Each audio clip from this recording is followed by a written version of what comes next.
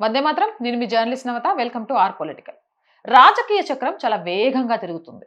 కేంద్రంలో మూడోసారి మోదీ ప్రభుత్వం పూర్తి మెజారిటీతో రాకపోవడానికి ముఖ్య కారణం మనందరికీ తెలుసు, టీఎంసీ డిఎంకే. ఈ రెండు ప్రాంతీయ పార్టీల ప్రభావం చాలా ఉంది.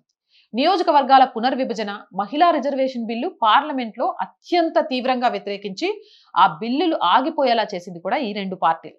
కానీ ఈరోజు వీళ్ళ పరిస్థితి ఒక్కసారి తలుచుకుంటే జాలి కాదు, ఇంకేమనాలో కూడా అర్థం కావట్లేదు. వాళ్ళ ముఖ్యమంత్రుల హోదాల్లో ఉండి వాళ్ళ సొంత నియోజకవర్గాల్లో ఓడిపోయారు. వాళ్ళ పార్టీలో తిరుగుబాటుదారులు మొదలయ్యారు. దేశంలో నియోజకవర్గాల పునర్విభజన బిల్లు మళ్ళీ పార్లమెంటుకు ముందుకు రాబోతుంది. ఏదైతే అడ్డుకున్నారో ఈసారి వాళ్ళు లేకుండా ఖచ్చితంగా అది పాస్ అయ్యే విధంగా. అందుకే చెప్తాను, కర్మ రిటర్న్స్. మనం మంచి చేస్తే మంచి వస్తుంది. మనం విడగొట్టి పడగొట్టాలని చూస్తే ఏదో ఒక రోజు మనమే విడిపోయి పడిపోతాం. చేసిన పాపాలు కడిగేసుకోవాలి. కడుక్కోకపోతే ఆ ఫలితం అనుభవించక తప్పదు.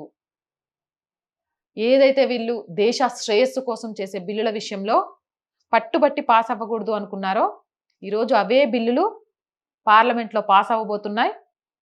పాస్ కాకుండా అడ్డుకోవాలనుకున్న స్టాలిన్, మమత లాంటి వాళ్ళు చరిత్రలో తుక్కుగా ఓడిపోయి బయటికి రావడానికి కూడా ఇజ్జత్కి తలెత్తుకోలేకునే పరిస్థితి వచ్చేసింది. నేను చెప్పింది రైటా కాదా? ఇంతకీ బిల్లులు పాస్ అవుతాయి ఈసారి లేదా అనుకుంటున్నారా?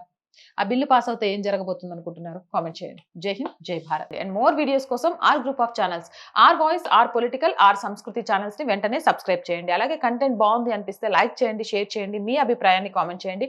అండ్ ఆర్థికంగా ఆర్ వాయిస్ కి చేతనందించండి. మీరు చేసే సహాయం ఇప్పుడు చాలా చాలా అవసరం. ఫస్ట్ వీక్ కాబట్టి చేస్తారని ఎదురు చూస్తూ ఉంటాం. ఆర్థికంగా సపోర్ట్ చేయాలి అంటే సబ్స్క్రిప్షన్ పక్కనే జాయిన్ అనే బటన్ ఉంది. 1 to 5 లెవెల్స్ ఉన్నాయి. ఏదో ఒక లెవెల్లో సపోర్ట్ చేయండి. లేదా స్క్రీన్ మీద గూగుల్ పే, ఫోన్ పేతో పాటు అకౌంట్ డీటెయిల్స్ ఉన్నాయి. మీకు తోచిన సహాయాన్ని అందించవచ్చు.